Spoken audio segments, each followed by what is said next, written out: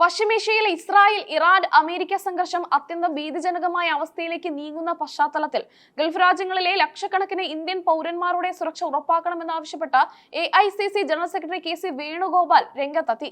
വിഷയത്തിൽ കേന്ദ്ര സർക്കാർ അടിയന്തരമായി ഇടപെടണമെന്നാവശ്യപ്പെട്ട് അദ്ദേഹം പ്രധാനമന്ത്രി നരേന്ദ്രമോദിക്കും വിദേശകാര്യമന്ത്രി S ജയശങ്കറിനും കത്ത് നൽകി.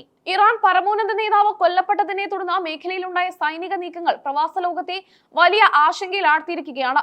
യുദ്ധം വ്യാപിപ്പിക്കാനുള്ള സാധ്യത കണക്കിലെടുത്ത ഇന്ത്യൻ പൗരന്മാരുടെ ജീവനും സ്വത്തിനും സംരക്ഷണം നൽകാൻ ആവശ്യമായ എല്ലാ നയതന്ത്ര നടപടികളും കേന്ദ്രം സ്വീകരിക്കണമെന്ന് വേണുഗോപാൽ കത്തിൽ ആവശ്യപ്പെട്ടു. പ്രത്യേകിച്ച് കേരളത്തിൽ നിന്നുള്ള പ്രവാസികൾക്കിടയിൽ ഈ സാഹചര്യം വലിയ ഭീതിയാണ് സൃഷ്ടിച്ചിരിക്കുന്നത്.